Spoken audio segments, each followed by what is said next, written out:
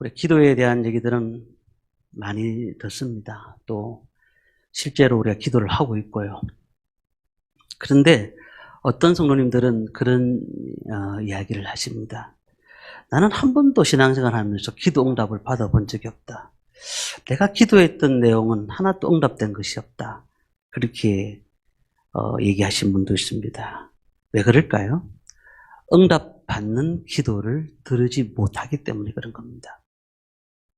믿는 자에게는 놀라운 특권이 하나 있습니다. 그게 뭐죠? 기도의 특권입니다.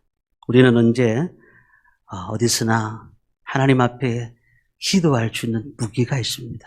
어떤 상황 가운데서도 하나님 앞에 기도할 수 있는 기도의 무기가 있다는 것은 놀라운 것입니다. 우리 성도님들 가운데는 부모님이 어릴 때 돌아가신 분도 계신 줄 압니다. 가장 힘든 것이 무엇일까요? 내가 얘기하고 싶은 상대자가 없을 때에 너무 힘든 겁니다. 청년들하고 이렇게 대화를 많이 나누다 보니까 혼자서 해결할 수 있는 문제가 있기도 하지만 혼자서 해결할 수 없는 문제가 많다는 거예요.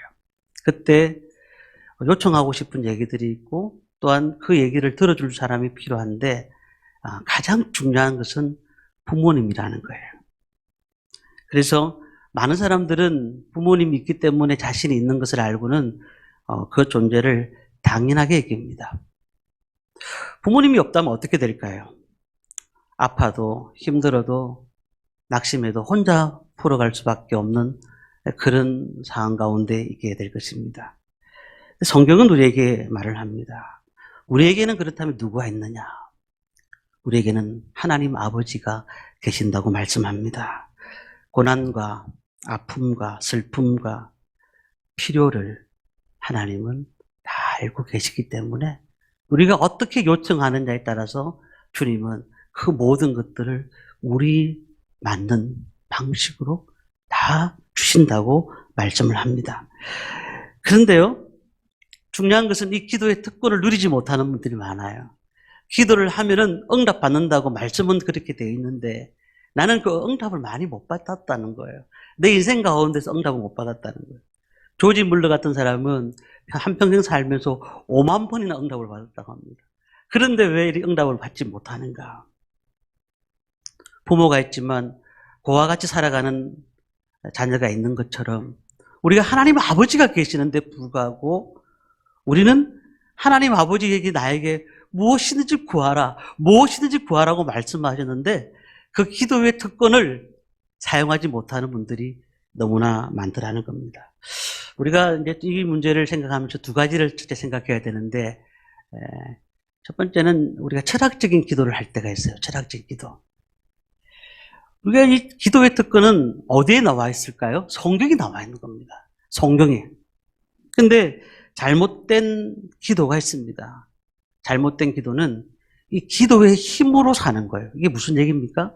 외부의 하나님의 능력을 개입하지 않고 자신이 기도함으로써 얻어지는 평안을 위해서 기도하는 사람이 있어요. 그래서 레디 도시라는 사람은 기도가 어떻게 환자들에게 영향을 미칠까라는 글을 적었습니다. 의학 박사입니다만은 병원에서 환자들을 치료하면서 기도하면서 치료받는 사람, 기도하지 않으면서 치료받는 사람을 두었더니 놀랍게도 기도하며 치료받는 사람이 조금 더 환자들이 빨리 낫더라는 거죠.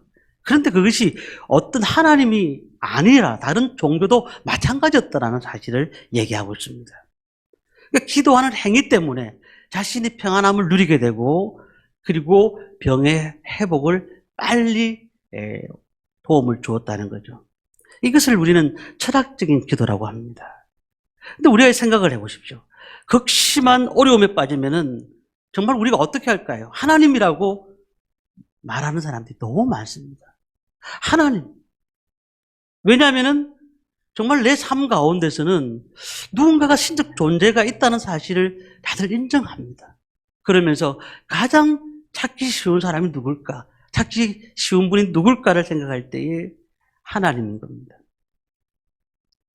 근데 우리가 한 가지 알아야 될 것은 그냥 내가 부르면 하나님이 나타나고 내가 어려울 때 하나님이 나타나고 내가 필요할 때마다 하나님 나타나는 그런 하나님일까요?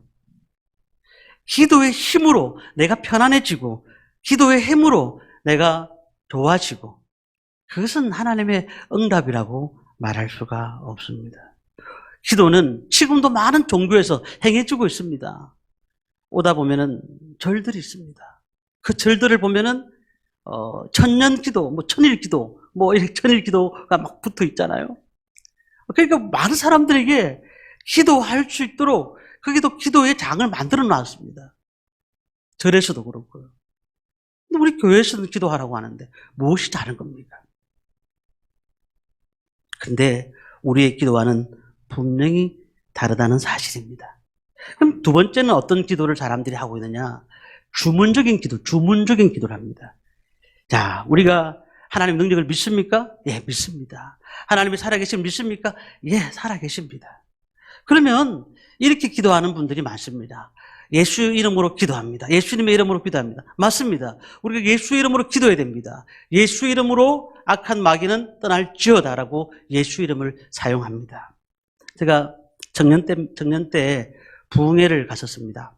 갔는데 부흥회 참석한 성도들도 저도 있었습니다. 부흥 강사 목사님이 그렇게 말씀을 전하시는 거예요.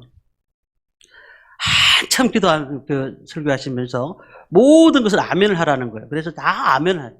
근데 갑자기 엉뚱한 데로 빠집니다. 우리 집, 자기 집 사생활 얘기를 하고 있는 거예요. 막 사생활 얘기를 하면서도 그것도 아멘 있습니까? 아멘 맞습니까? 저는 그때 젊을 때 신학교 다닐 때 왜 이름까지 다 아멘을 붙이라고. 이 주문적인 기도입니다. 할렐루야, 아멘, 예수의 이름 다 능력 있고 은혜가 되지만은 그러나 문제는요. 우리가 아무 의미 없이 주문적으로 하나님, 예수님 그렇게 찾는 것이 하나님이 기뻐하시는 것일까? 우리 한번 생각해 볼 필요가 있습니다. 우리가 교회 와서 기도할 때 무릎을 꿇습니다. 무릎을 기도하고 또 통성으로 기도합니다. 주여 삼창하기도 하고 주여라고 기도합니다. 그러나 우리가 주문적인 기도의 약점이 무엇이냐면은 정말로 주님의 이름을 믿고 그분이 나를 도우시고 나와 함께 하시고 나의 아버지가 되시며 나의 능력이 되신다는 사실을 믿고 아버지 하나님이라고 부르고 있는지 우리는 단순히 그분이 나의 모든 문제를 해결할 분이기 때문에 그냥 하나님이라고 부르는지 우리는 한번 돌아봐야 됩니다. 저는 우리 청년들도 있습니다만 기도할 때에 정말 소리 내어서 기도했으면 좋겠습니다. 이걸 훈련받아야 돼요. 훈련이 안 되면 안 됩니다. 할 수만 있으면 기도할 때 소리를 내어서 기도해요. 소리를 내서. 기도할 때에 하나님의 은혜가 넘치게 되고 또한 그 기도를 통해서 하나님의 역사를 이루어 가는데요. 그렇다면 성경이 말씀하시는 기도가 무엇이냐는 거예요. 그 기도는 인격적인 기도입니다. 인격적인 기도. 자, 기도 드리는 사람 자신이 누군지를 알아야 돼요. 그리고 자신은 죄인이고 피조물이고 내 힘으로는 아무것도 할 수 없는 연약한 존재라는 사실을 먼저 인식하며 나가야 됩니다. 그리고 난 다음에 하나님이 누군지를 알아야 됩니다. 우리를 만드신 분이고 이 천지를 말씀 한마디로 창조하신 분이고 우리를 너무너무 사랑하셔서 예수 그리스도를 이 땅에 보내신 분이 하나님이시라는 사실이에요. 내가 내 힘으로 살 수 없기 때문에 하나님을 찾는 거예요. 하나님, 나는 부족한 존재입니다. 연약한 존재입니다. 우리는 그래서 기도하는 대상자, 하나님을 인격적인 관계가 형성돼야 돼요. 그래서 두 가지 특징이 나타나는데 첫 번째는 그분의 관계가 중요합니다. 그분의 관계. 우리가 모세를 보면서 모세오경을 보면서 모세의 내용들을 보잖아요. 모세가 어떻게 하나님과의 관계를 이어갔는가를 볼 수가 있습니다. 민수기 7장 8절 말씀 보면은 12장 7절 8절에 보면 내 종 모세와는 그렇지 아니하니 그는 내 온 집에 충성함이라 그와는 내가 대면하여 명백히 말하고 라고 말씀합니다. 대면해서 명백히 말했다. 그러니까 모세는요 자기 가지고 있는 사항을 고민하는 것이 아니고 하나님 앞에 인격적인 하나님 앞에 딱 쏟아놓았다는 거예요. 하나님 이런 문제가 있는데 이스라엘 민족도 여러 문제가 있는데 하나님 어떡할까요? 하나님 어떡할까요? 다윗도 그랬습니다. 다윗도 늘 싸우기 전에, 어떤 일을 하기 전에, 하나님, 이게 저들과 싸워야 될까요? 늘 물어봤습니다. 이것은 무엇을 의미합니까? 계속적으로 인격적인 관계가 이루어졌다는 거예요. 단순히 필요할 때에 갑자기 하나님이라고 부른 것이 아니고 계속해서 인격적인 관계가 이루어졌다는 겁니다. 하나님이 그 모세의 마음의 중심을 하셔서요.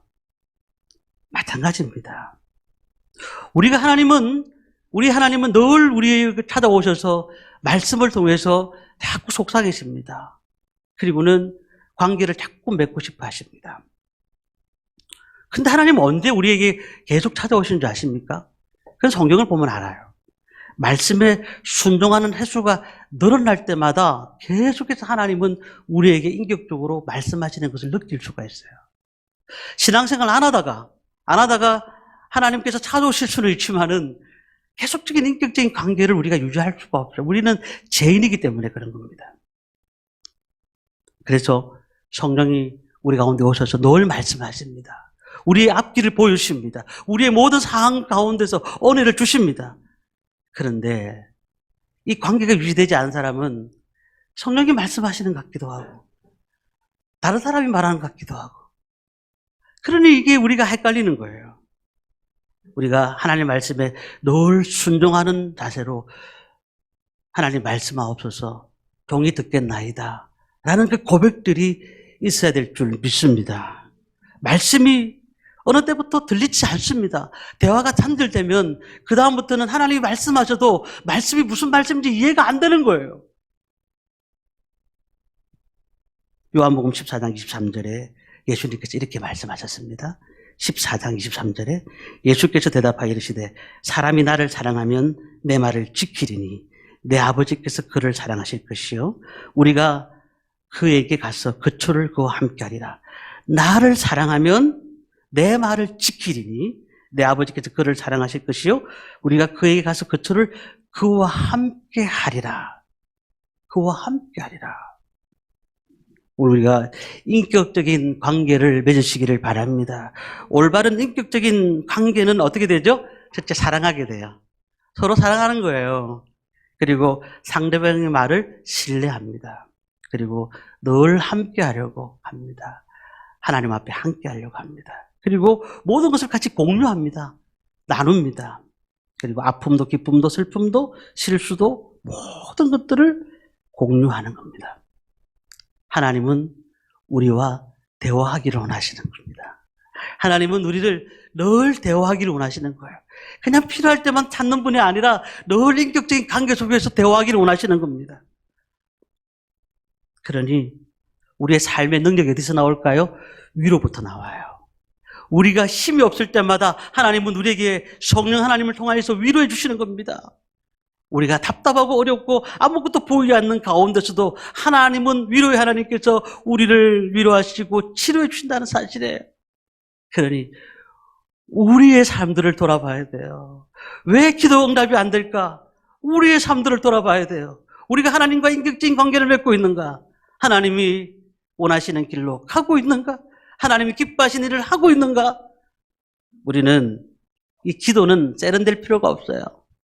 세련될 필요가 없어요. 그냥 하나님 앞에 필요할 때마다 하나님, 아버지 자꾸 부를 때 그 마음을 하나님 아버지는 다 알고 계신다는 거예요. 그러니까 하나님의 올바른 인격적인 관계를 맺으시기를 주님의 이름으로 축원합니다. 두 번째는요, 이 인격적인 기도의 특징이 하나 있는데 그것은 요청입니다. 요청. 우리가 예수님의 삶을 한번 봐야 되겠죠. 예수님이 30세부터 33세까지 십자가에 달려 돌아가실 때까지 그 삶을 왜 우리에게 보여주셨을까요? 그거는 우리가 어떻게 기도해야 될지를 말씀하고 있어요. 어떻게 기도를 해야 될지, 주님이 어떤 삶을 사셨는지는 우리에게 그 말씀을 보여주고 있는 겁니다. 기도는 뭐 하는 것일까요? 구하는 것입니다. 그러면 하나님 앞에 우리가 요청하는 것입니다. 하나님 도와주세요. 우리 주기도문만 봐도 그렇잖아요. 정확하게 명확합니다. 기도란 근본적으로 하나님 앞에 요청하는 것입니다. 어느 집사님이 계셨어요. 그 집사님 자기 사업이 잘 안 되는 겁니다. 근데 물었습니다. 집사님은 하나님 앞에 어떻게 기도하십니까? 그렇게 물었습니다. 그러니까 집사님 한참 동안 그 얘기를 듣고 난 다음에 조심스럽게 이런 말을 꺼냅니다. 누군가의 구원을 위한 기도고 하나님의 나라를 위한 기도라면 내가 흔쾌히 기도하겠지만 내 자신의 기도인데 내 사업의 소소한 부분인데 이런 거 기도하는 게 좀 내키지가 않습니다. 라고 얘기를 하는 거예요. 하나님의 나라를 위해서 구하는 건 맞아요. 먼저 그의 나라와 그의 일을 구하라. 그러나 우리가 한 가지 알아야 될 것은 정말 우리는 하나님 앞에 간절하게 우리의 모습 있는 그대로를 내어놓을 필요가 있는 겁니다. 달라스라는 사람이 이렇게 얘기했습니다. 나는 너무 훌륭한 일을 위해서 기도한다고 기도하지만 그때 기도 응답이 안 될 때가 있다. 나에게 전혀 중요하지 않는 훌륭한 일에서만 기도하다 보면 내 기도가 땅에 떨어질 수밖에 없다. 이제 내가 진정으로 사모하는 것이 무엇인지를 하나님 앞에 내놓고 기도하여라 라고 신학자가 얘기를 했어요. 내가 지금 필요한 것이 무엇인가를 하나님 앞에 기도하라는 거예요. 그러나 우리가 한 가지 알아야 되겠죠.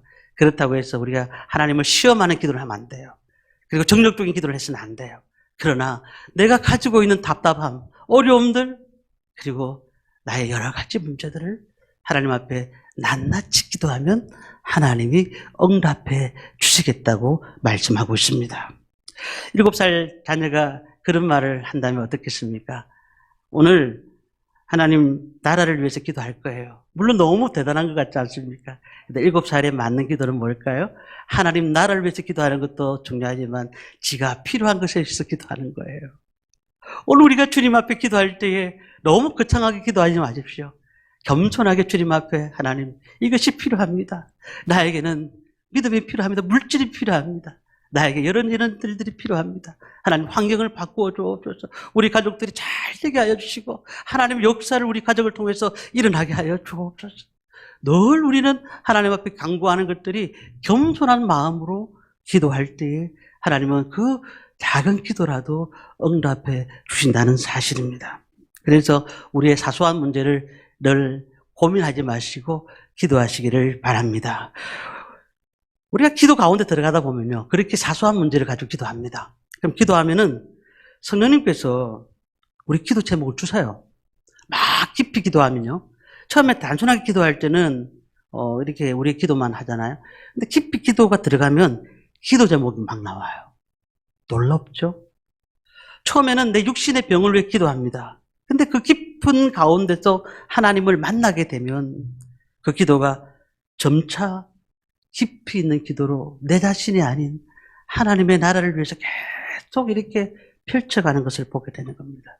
그러니 먼저 우리가 기도할 때 너무 어렵게 생각하지 마시고 나의 관심사를 위해서 기도하십시오. 하나님은 우리의 요청을 거절하시는 분이 아니라 다 응답해 주실 줄 믿습니다. 내 문제를 하나님 앞에 아뢰는 것이 이기적인 것이 아니에요. 나의 관심사를 그분께 털어내고 그분 앞에 온전히 내놓는 것이 매우 중요한 것입니다. 오늘 말씀을 한번 읽어보겠습니다. 7절, 8절 말씀을 우리 함께 읽습니다. 같이 읽습니다. 구하라, 그리하면 너에게 주실 것이요.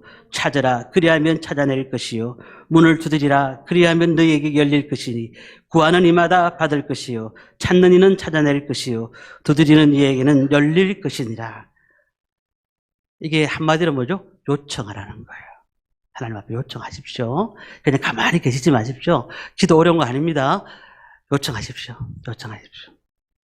우리가 요청을 하면은 어떨까요? 하나님의 뜻도 바꾸실 때가 있어요.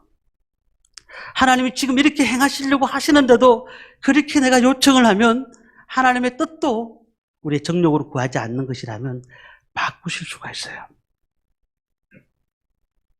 어떤 분이 그런 얘기를 합니다. 에이, 내가 기도해도 하나님 뜻대로 다 할 건데 내가 기도할 필요가 있니? 하나님 뜻대로 다 하실 건데 좋게 만드시겠지 라고 생각하면서 기도 안 하신 분들이 많습니다.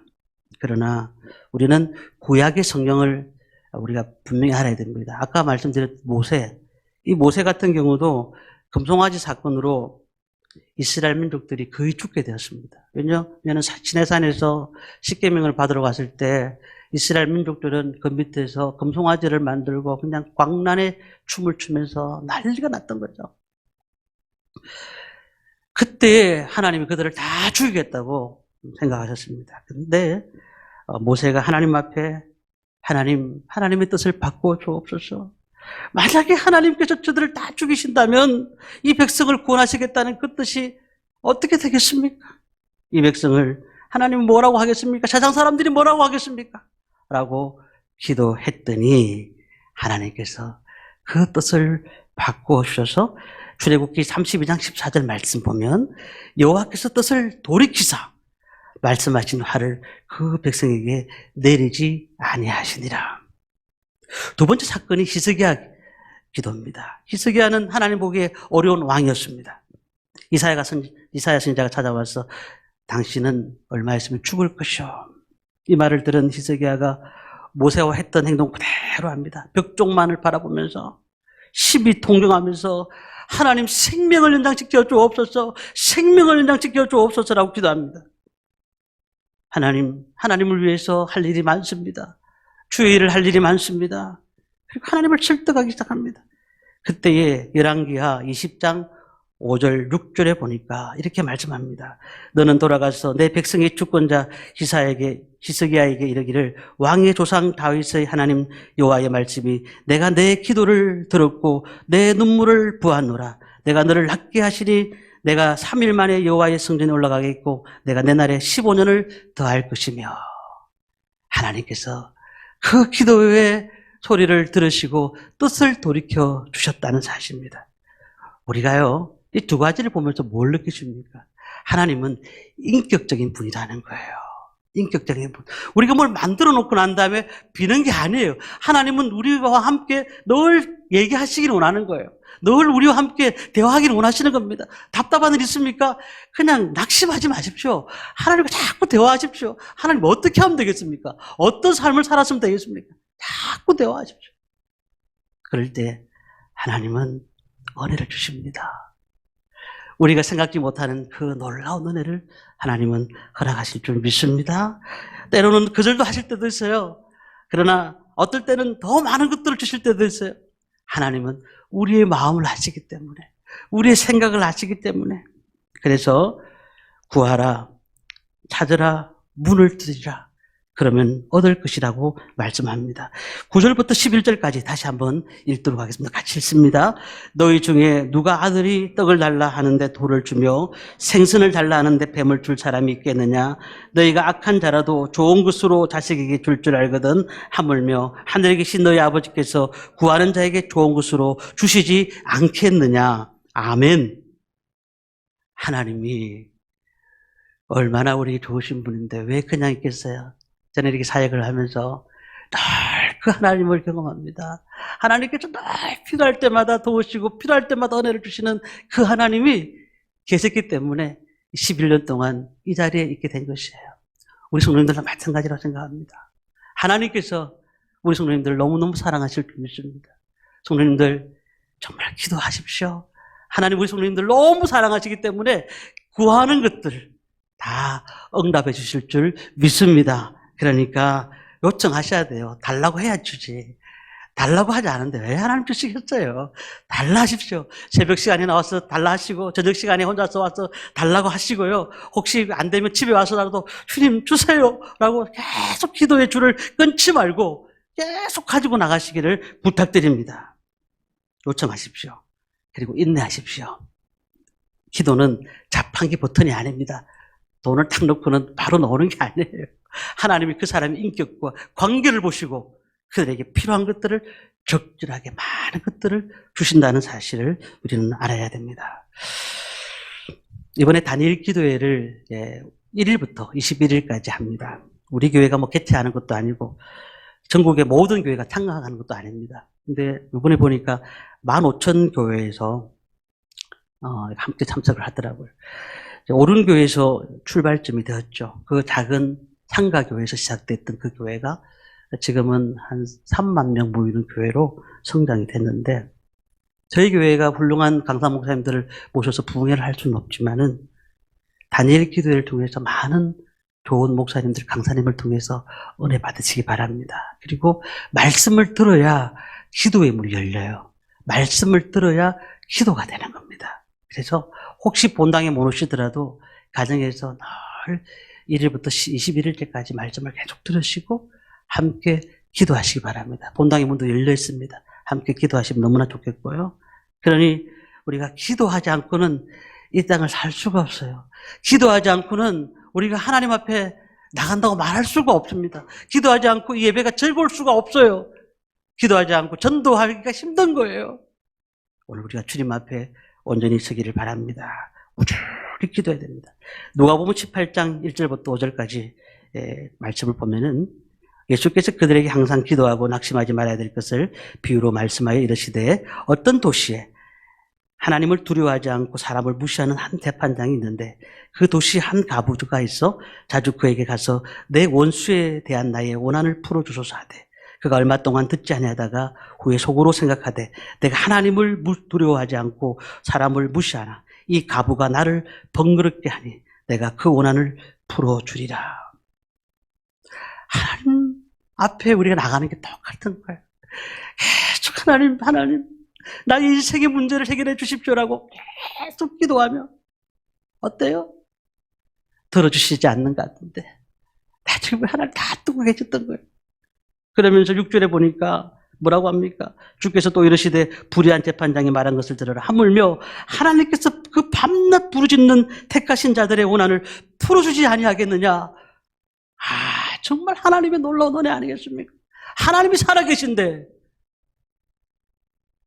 절에 모시고 있는 우상이 아닌데 하나님은 인격적으로 우리를 만나기를 원하시는데 그분이 우리의 기도를 듣지 않으시겠냐는 거예요. 하나님은 우리의 기도를 들으신 줄 믿습니다.